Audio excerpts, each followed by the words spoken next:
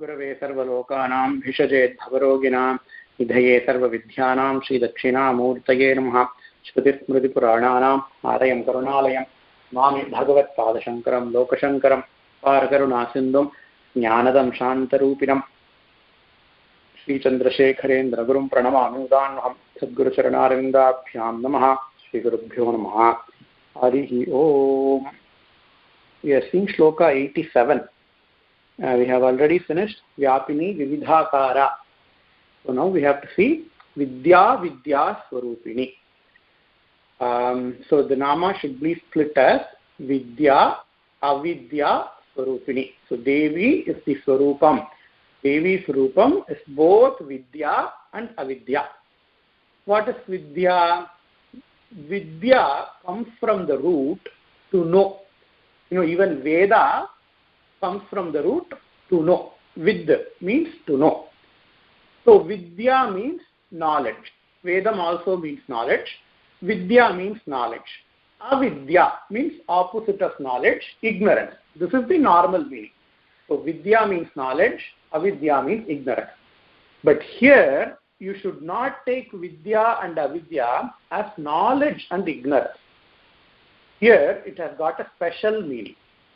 What is the special meaning? Normally, so let's take this. Veda, we know that there are 4 Vedas. Rigveda, Yajurveda, Samaveda and Atharva Veda, depending upon what type of mantra the Veda has. But Vedas on whole can be divided into 2 types depending upon what does Veda deal with. Depending upon what it deals with, Vedas can be divided into 2. The first part called as Purva Mimamsa. Mimamsa is Vedas. Purva means, the beginning. Purva Mimamsa. Or it can also be called as Karma Kanda. And the later part is called as Uttara Mimamsa and it is called as Jnana Kanda. It is also called as Upanishads. So Vedas are divided into 2. Karma Kanda, the Purva Mimamsa, and Jnana Kanda, the Uttara Mimamsa, is called as Upanishads. What is the subject matter of Karma Kanda and Jnana Kanda? Karma Kanda deals with all rituals. Soma Yaga, Ashwamedha Yaga, Putrakameshti Yaga. If you want to go to Swarga, Swarga Kamo Ye Jeta. If you want to go to Swarga, you have to do this set of yaga. If you want this, in your life, if I want a progeny, I have to do Putra Kameshti Yaga. If I want more money, then I have to do this ritual. So the first part of the Veda deals with rituals. Rituals are called as karma. So the first part is also called as Karma Kanda. The second part of the Veda, also called the Upanishads, deals with Brahman. So when we chant any Upanishads, we don't get any material benefit, but we know about the Parabrahman. We can get moksha. So according to Shastra, whatever vidya, whatever knowledge you have, other than the Jnana Kanda, it is all ignorance. Because it doesn't deal with Brahman. And if you know Brahman, you can know everything. If you don't know about Brahman, that is, if we concentrate more upon Karma Kanda, you cannot attain Brahman at all.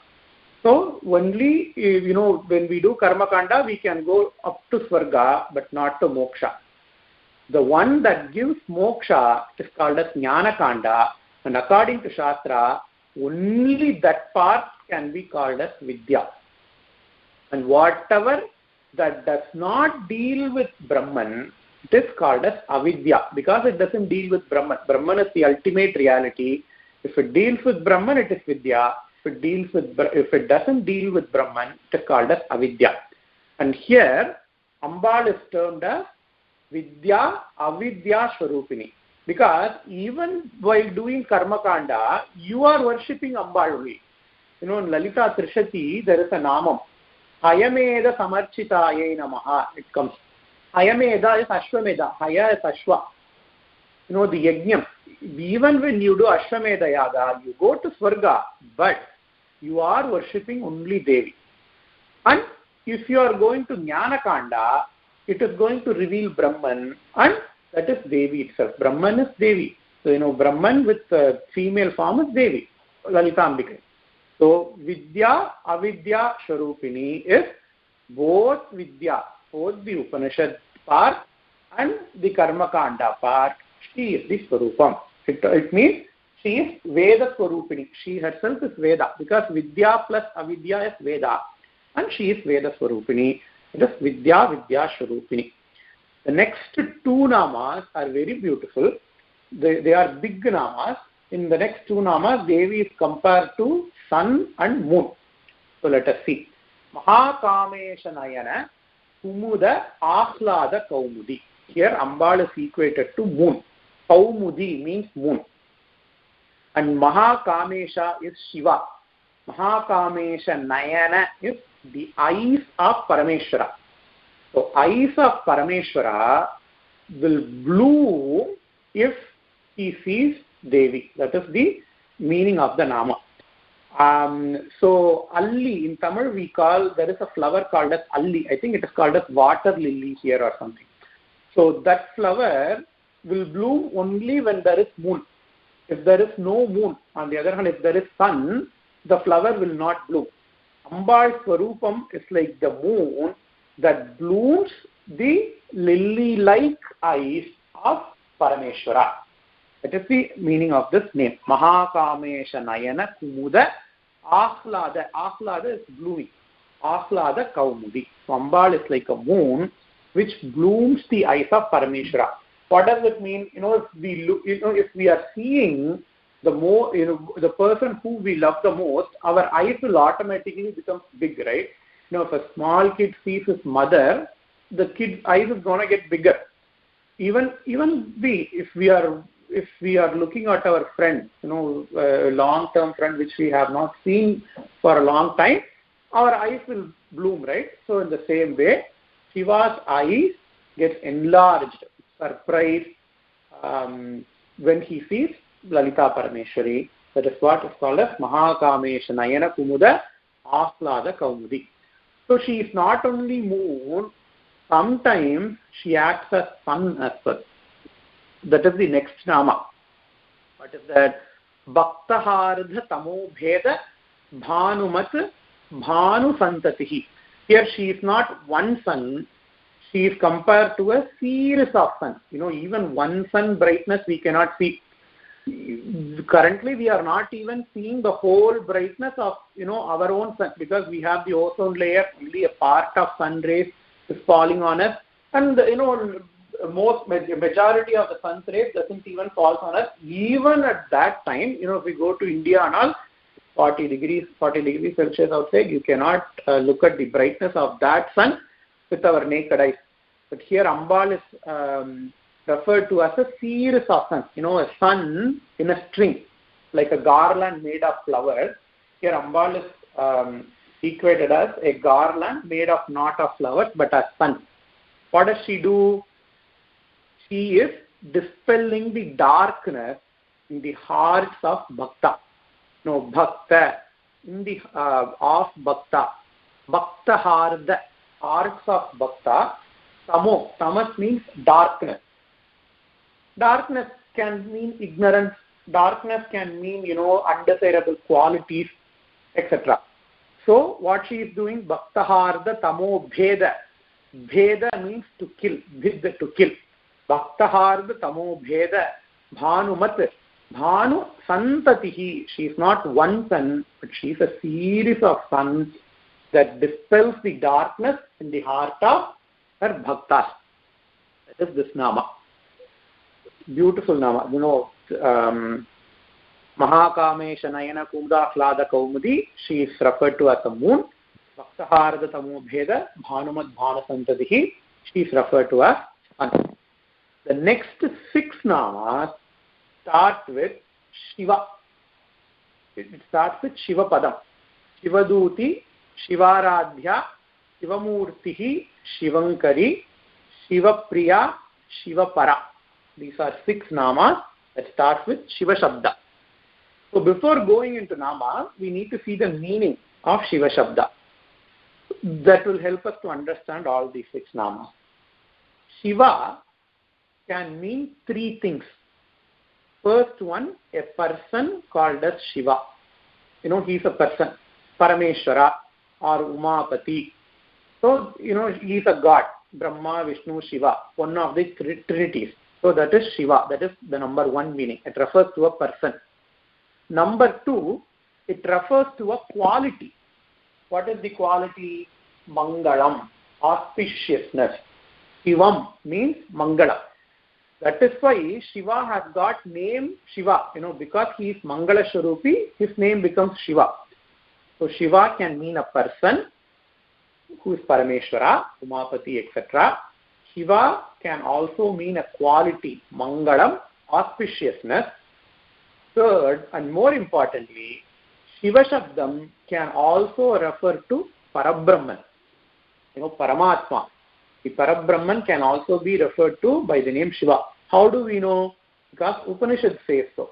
In Mandukya Upanishad, while explaining the Nirguna Brahman, the Upanishad uses the following words: Shantam, Shivam, Advaitam, Chaturtam Manyante, Sa Atma Sa Vijñeya. So that Parabrahman can also be referred to as Shantam. It is referred to as Shantam, Shivam. It is referred to as Advaitam. It can also be referred to as Chaturtam, which is commonly called as Turiyam. So these 4 are different names of Parabrahman. So what are the 3 names of Shiva Shabda? 1, it refers to a person, Parameshwara. 2, it refers to a quality called as auspiciousness.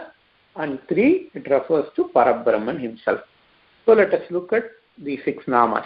First Nama is Shiva Duti. Duti is messenger. Shiva Duti, the one who has got Shiva as her messenger. In one of the Puranas, even in Devi Bhagavatam, during one of the chapters, it is said that Shiva has gone to the Asuras as a messenger of Devi, asking them not to fight. Hey, do not fight her. She is the ultimate. So he conveyed this message from Devi to the Asuras. So Parameshwari, Lalita Parameshwari is called as Shiva Duti because she has got Shiva as his messenger. That is one of the meaning. There is also another meaning.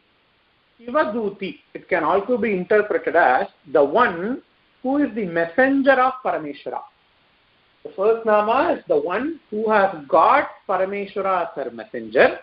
The second interpretation is the one who is a messenger for Parameshwara. All the 6 Namas are going to be like this. It's going to be interpreted both the way. So the one who is the messenger of Parameshwara. How, when and where? In Shaivagamas, it is said that Shiva has revealed himself only to Parameshwari, and Parameshwari then reveals Parameshwara. She conveys the message of Parameshwara to mortals like us through the Agamas. So because she is conveying a message from Parameshwara to all of us, she can be called as Shiva Duti.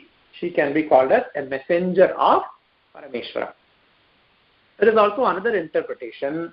In this interpretation, Shivam is going to mean Parabrahman. So the one who is a messenger of Parabrahman himself is also called as Shiva Duti. How, when and where? In one of the Upanishads, I think in Kathopanishad, Devas, they fought the Asuras and they won. And they thought that they won the Asuras because of their valor. At that time, Parameshwari comes, she does her Leela, and then she teaches to Devas about the Nirguna Brahman. Uma, Haimavati and all, it comes in that Upanishad. So because she reveals Parabrahman to all of us, she can be called as Shiva Duti as well. Guru Priya, Guru Mandala Rupini and all other, namas like these comes in Lalita Sahasranam. She acts as a guru who conveys the message of Parabrahman. That's called as Shiva Duti. The next nama is Shiva Aradhya. Shiva we know, and Aradhya is the one who worships. So the one who worships Parameshwara is Shiva Aradhya. That is meaning number one. In Kapalishwara, in Mailapur, Devi took a form of peacock and then she worshipped Parameshwara. In Jambukeshwara, in Tiruvanekaval, Devi worships Parameshwara. So there are many instances in Purana where Devi as Parvati is worshipping Parameshwara, and that is why she can be called as Shiva Aradhya. Then there are also instances where Parameshwara worships Devi. In fact, Parameshwara is one of the Sri Vidya Gurus. In Abhirami Andadi, Abhirama Bhatta says, Adittan, Ambuli, Angi, Kuberan, Amarar Tangon, Podir, Piraman, Purari, Murari, Pudiyamuni, Sadipurupadi Kandan, Ganapati, Kaman Mudal Saditha Punniyar, Yennilar Potruvar, Sayalaye. So this is the 97th shloka of Abhirami Andadi.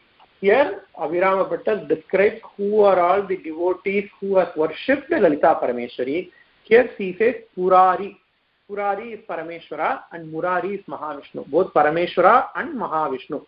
Biraman, Purari, Murari. Brahma, Maheshwara and Vishnu, they all worship Lalita Parameshwari. So she can be called as the one who is worshipped by Shiva, and hence Shiva Aradhya. Here third meaning is also possible. Shivam means Mangalam, the one who is worshipped by being auspicious. That is called, she is called as Shiva Aradhya. Okay, let's go to the next nama, Shiva Murtihi. So here the first interpretation is Shiva means Mangalam, Murti is form, body, the one who has got Mangala Swarupam. The one who has got an auspicious body is called as Shiva Murtihi. Even now, if we see someone, with nicely combed hair, with lot of flower, with good bindi, with like all ornaments, with like in good madisar, we say, hey, she looks like Ambal herself. There will be like some old woman. If we see them, we automatically will develop a notion that they are Ambal, because they look so Mangala. So because their Swarupam is so Mangala. So Shiva Murtihi is the one who has got Mangala Swarupam is Shiva Murtihi. Also, Shiva is Parameshwara, right? The one who is a body of Parameshwara.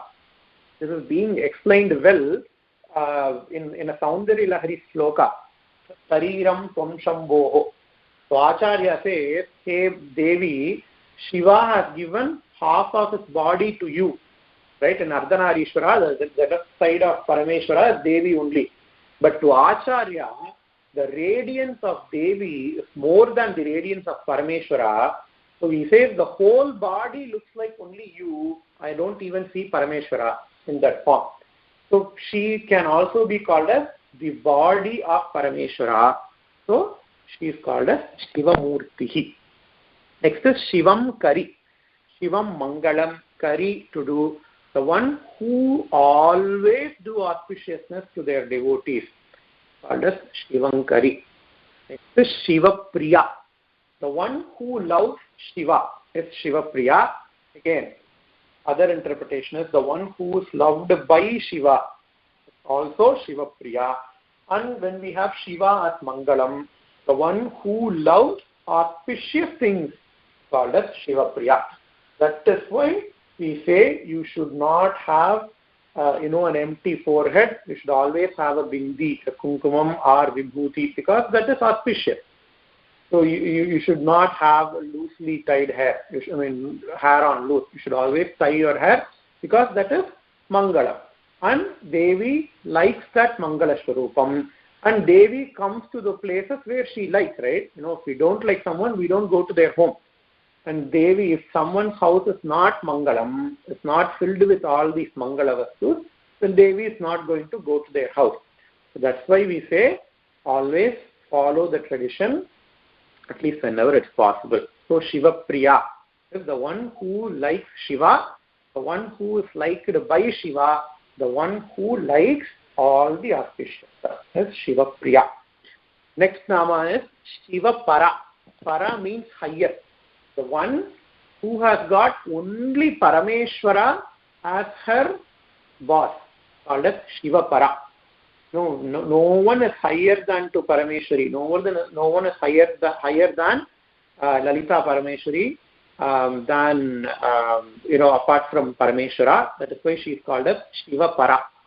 Next, so these are the 6 namas that start with Shiva Shabda.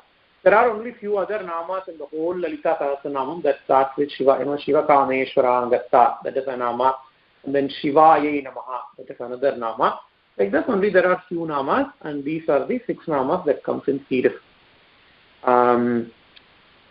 What are they? Shivaduti, Shivaradhya, Shivamurti, Shivankari, Shivapriya, Shivapara. Starts with Shiva Shabda. Next is Shishta Ishta. Shishta is Shishta Ishta. Shishta means learned people. We have a term called as Shishtacharaha. Shishtacharaha is those acharams that are followed by learned people. So Shishta means learned people. Shishta Ishta, the one who likes people with jnana. The one who likes jnani, called as Shishta Ishta. The other interpretation is also possible. The one who is liked by all the jnanis is Shishta Ishta. We see all the Advaitins are Devi Upasakas. Adi Shankaracharya is a great jnani. He is a Devi Upasaka. All the Kanchi Acharyas, all the Sringeri Acharyas, all the Shankaracharyas, they are Sri Vidya Upasakas. They have so much jnana, but they are Sri Vidya Upasakas. Right? So she is loved by all jnanis. So she is called as Shishteshta. Next is Shishta Pujita, the one who is worshipped by jnanis. The one who is worshipped by learned people is Shishta Pujita. The next 6 namas, Aprameya, Prakasha, Manovacham Agochara, Chikchaktihi, Chetana Rupa, Jadashaktihi, Jadatmika. 7 namas. The next 7 namas, they are Vedantic namas. They reveal the information, they reveal the crux, the message of Vedanta, Upanishad. So they are going to reveal Parabrahma. So these nama, the interpretation is going to be slightly difficult. I'll try to preach through it and then let you guys know. So first is Aprameya. Aprameya.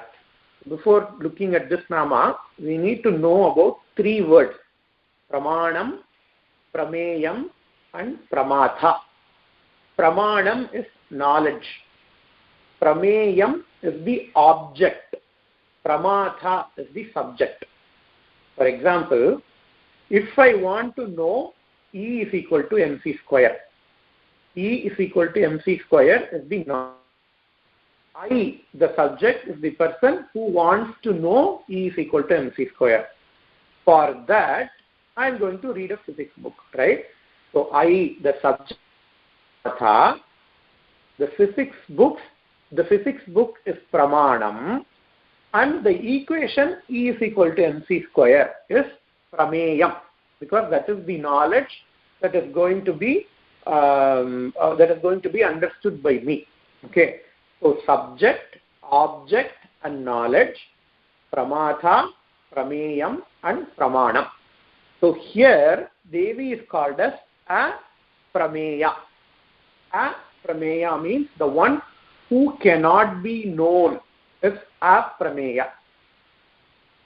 How is that she cannot be known? Because we are reading Lalita Sahasranama to know her, right? Otherwise, we don't. If we know that she cannot be known at all, then we don't waste our time in reading Lalita Sahasranama at all. Whole Vedas is revealing her only.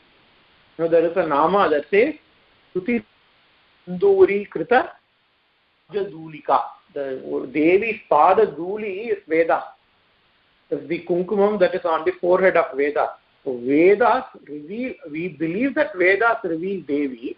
And that's why we study the Devi. We study Vedas to know the Devi. We believe Lalita Sahasranama is going to reveal Devi to us. We are going to see Parameshwari tomorrow. if we chant Lalita Sahasranama. That is in our mind. That is why we are studying Lalita Sahasranama. But this nama says she cannot be known. There is also another nama, Aprameya Shvaprakasha. The next nama is Manovacham Agochara. The two namas, Aprameya and Manovacham Agochara, can be taken together. What does that nama say? Agochara. He is not revealed by. What are the two things? Mano Vacham. He is not revealed in mind. She is not revealed through words. And what information we are going to get is revealed to us only through words. When we read it, it is Vach only because somebody has told us. And whatever I am telling you, I am trying to reveal Devi through my words. Right? It is Vach. And you are going to conceive, you are going to understand the word and try to look for Devi in your mind. That is Manas. But what does the Nama say? Manovacham Agochara. She is not going to be revealed in mind. She is not an object of any knowledge. That's what these two Namas say. But we are trying to study Lalita Sahasranamam to look for what she is, to look for who she is. How are we going to reconcile this paradox? So that we'll see in the next week. So up to this, the class is over. So we'll stop here.